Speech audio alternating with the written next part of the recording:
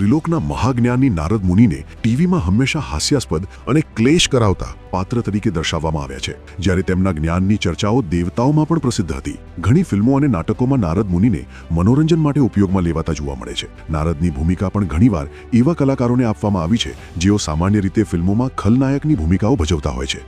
નારદ મુનિનું સૌથી પ્રખ્યાત પાત્ર ભજવનારા બોલિવૂડ અભિનેતા જીવને લગભગ 49 ફિલ્મોમાં નારદ મુનિની ભૂમિકા નિભાવી હતી. જો કે તેમણે આ પાત્રને ખૂબ લોકપ્રિય બનાવ્યું, પરંતુ એ જ સમયથી નારદ મુનિના પાત્ર સાથે નારાયણ નારાયણ કહેતા શરારતી અંદાજની છાપ જોડાઈ ગઈ. પરંતુ શાસ્ત્રોમાં તેમનું વર્ણન મહાજ્ઞાની તરીકે તેથી મળે છે કે તેમનું જ્ઞાન માત્ર એક વિષય સુધી સીમિત નહોતું, પરંતુ અનેક ક્ષેત્રોમાં વિસ્તૃત હતું. સૌપ્રથમ તેઓ વેદો અને ઉપનિષદોના ઊંડા જાણકાર હતા. મહાભારતના સભા પર્વમાં તેમનું વર્ણન એવા ઋષિ તરીકે કરવામાં આવ્યું છે જે વેદ, ઇતિહાસ, પુરાણ, ન્યાય, વ્યાકરણ, જ્યોતિષ અને ધર્મના તત્વોને ભલી ભાંતિ જાણતા હતા. બીજી મોટી વાત છે તેમની ત્રિકાળદર્શિતા.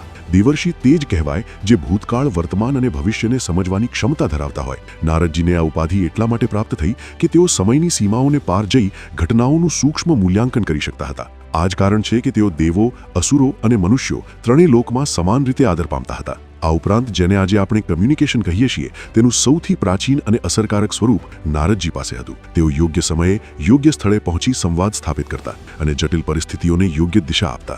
આ જ કારણ છે કે તેમને આદિ પત્રકાર પણ કહેવામાં આવે છે. તેઓ ત્રણેય લોકના સમાચાર લોક કલ્યાણ માટે વહેંચતા હતા. પરંતુ સિનેમા ઘણી વખત તેમના ગંભીર અને જ્ઞાનસભર સ્વરૂપને અવગણે છે. જ્યારે કોઈ સમાજના મહાપુરુષોને જ હાસ્યનો વિષય બનાવી દેવામાં આવે ત્યારે ધીમે ધીમે તે સમાજનું આત્મસન્માન નબળું પડવા લાગે છે. અને અહીં પણ એવું જ થયું. પેઢીઓએ નારદજીને તેમના સાચા સ્વરૂપમાં ઓળખવાને બદલે એક કોમિક કેરેક્ટર તરીકે જોવાનું શરૂ કરી દીધું. હવે પ્રશ્ન એ છે કે આવું કેમ થયું? કારણ કે મનોરંજનના નામે કામ કરનાર ઘણા લોકો પોતાની જ પરંપરાની ઊંડાણને સમજી શક્યા નથી. તેમણે શાસ્ત્રોનું અધ્યયન કરવા કરતાં સપાટી પર આધારિત કલ્પનાઓથી પાત્રો રચી નાખ્યા. પરંતુ આ હાસ્ય સસ્તું છે અને તેનું નુકસાન મોટું છે.